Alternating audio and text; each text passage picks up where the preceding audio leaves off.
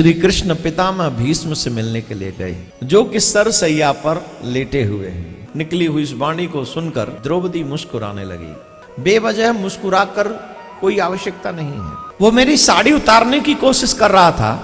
मैं ये सोच के हंसी कि उस समय आपका ज्ञान कहाँ गया था। दुर्योधन का अन्न खा खा कर मेरी बुद्धि मलिन हो गई थी। ये भी बहुत महत्वपूर्ण है कि आप कैसा भोजन करते हो, कौन सी कमाई का भोजन करते हो। धर्मराज को राज्य अभिषेक हुआ। धर्मराज को जब राज्य अभिषेक हुआ, धर्मराज के राज्य अभिषेक के बाद पांडवों के सहित श्री कृष्ण पितामह भीष्म से मिलने के लिए गए, जो कि सरसैया पर लेटे हुए हैं। सरसैया पर वहां श्री कृष्ण पितामह भीष्म से मिलते हैं। तो पितामह भीष्म बहुत सुंदर उपदेश, सुंदर सुंदर बातें वहां कर रहे हैं। पितामह भीष्म के मुख से सुनी हुई उस वाणी को सुनकर, निकली हुई उस वाणी को सुनकर द्रौपदी मुस्कुराने लगी। और जब द्रौपदी मुस्कुरा रही थी तो पितामह भीष्म ने पूछा, क्यों मुस्कुरा रही हो?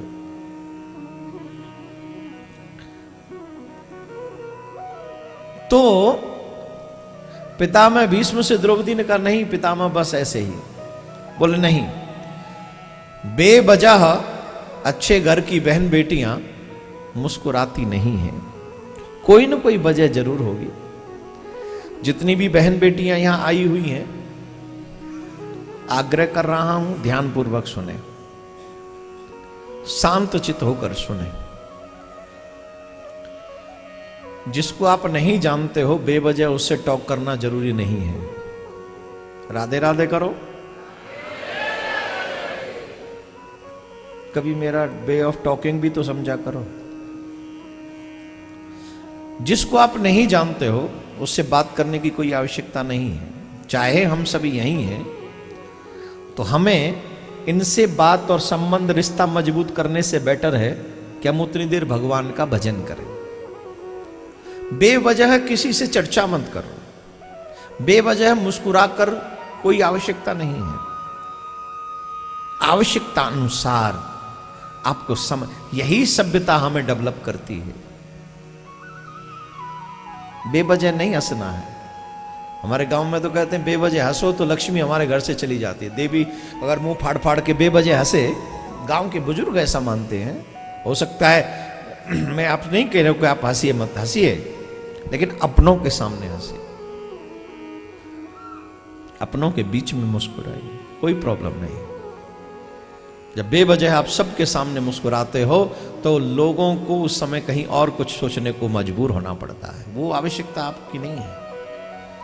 आज द्रौपदी मुस्कुरा भर दी तो पितामह भीष्म ने पूछ लिया, वजह?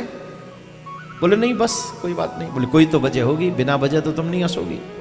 बोले हाँ है, पर मैं नहीं चाहती कि कहूं, पर कहो बेटा क्या बात है। बोले मैं आज आपके मुख से इतनी ज्ञानप्रद बातें सुन रही हूं, बड़ा अच्छा लग रहा है, लेकिन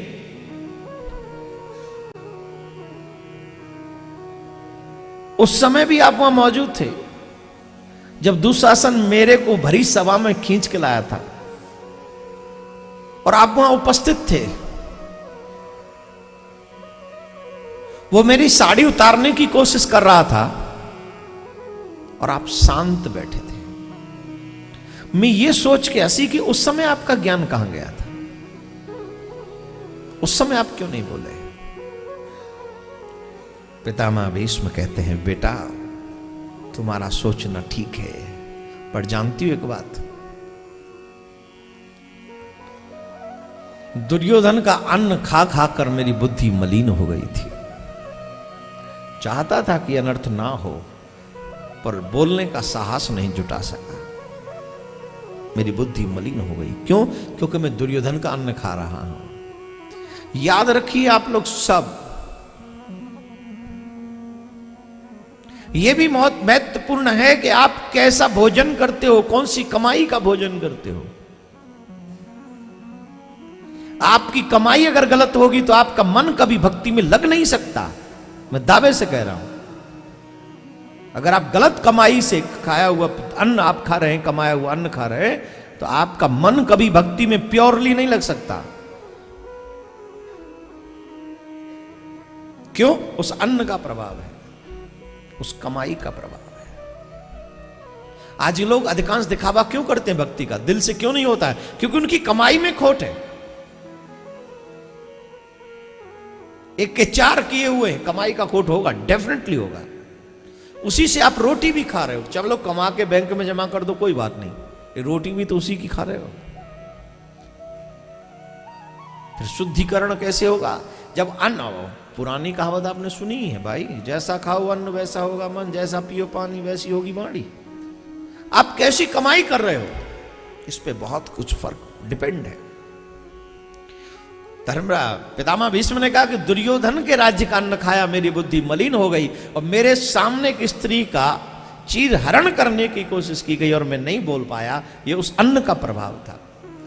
लेकिन बेटी आज मेरे मन में ये जो ज्ञान आया, ये जो बाणी बोल रहा हूं, जानती हो क्यों?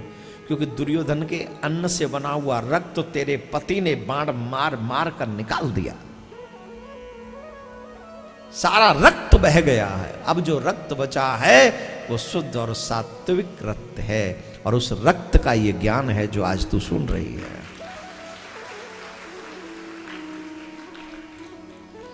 भगवान श्री कृष्ण की तरफ पितामह भीष्म प्रणाम करके कहते हैं, हे प्रभु, सदैव देवो भगवान प्रतीक्षताम कलेवरम यावदिदं हिनोम्यहम् प्रसन्नहासारुढलोचनो लसन्मुखाम्बुजो ध्यान पतश्चतुर्भुजः।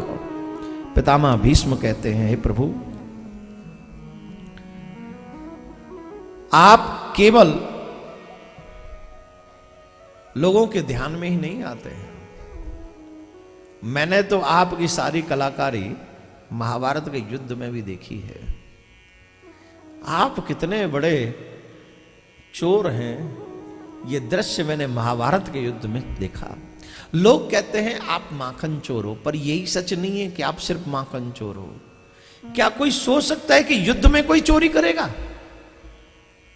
आपने तो युद्ध में चोरी की है। पितामह भीष्म से भगवान कहते हैं, हमने चोरी की है युद्ध में? बोले हाँ आपने। श्री कृष्ण बोले, हमने चोरी कब की? बोले नहीं की आपने। हे कृष्ण, मैंने आपको देखा है। दुनिया चाहे जो भी कहे, युद्ध उसने लड़ा, युद्ध उसने जीता, ये सिर्फ बातें हैं। ये युद्ध कैसे हुआ, कब हुआ, ये हम सब जानते हैं। इस युद्ध को लड़ा किसने, हम जानते हैं। और सही माने में ये युद्ध योद्धा नहीं लड़ रहे थे, ये युद्ध तो ये चोर लड़ रहा था, अकेला चोर लड़ रहा था। ये चोर लड़ रहा था अकेला। हमने देखा है ये चोर अकेला युद्ध लड़ा है। कैसे? बोले सुनो, जब भी कोई योद्धा अर्जुन से युद्ध करने जाता, जब भी कोई योद्धा अर्जुन से युद्ध करने जाता, जब भी कोई योद्धा अर्जुन से युद्ध करने जाता और वो योद्धा अर्जुन को परास्त करने लगता, अर्जुन उस योद्धा के आगे हारने लगता, तो जानते हो उस समय आपकी चोरी शुरू होती थी। कैसे? बोले तब आप अपने मुखमंडल का प्रकाश, तेज, स्वरूप और बढ़ा देते थे। इतना बढ़ा देते थे, इतना बढ़ा देते थे कि वो जो युद्ध करने वाला योद्धा है वो आपका दर्शन करने में लग जाता था, उसका चित्त आप चुरा लेते थे।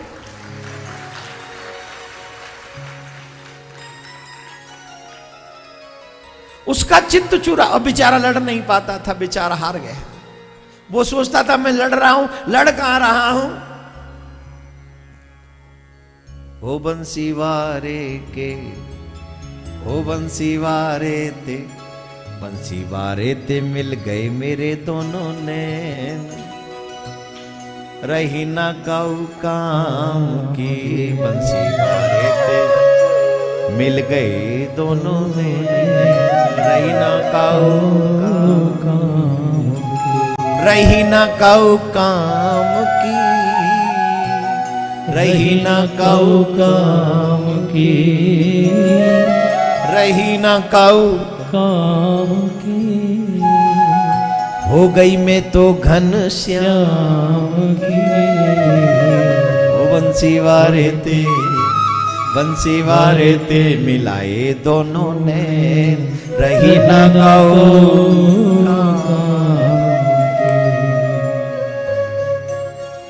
तेरा नजरे मिलाना गजब हो गया, ऊपर से यूं मुस्कुराना गजब हो गया। युद्ध में खड़े होकर कोई चोरी कर सकता है चित्त की?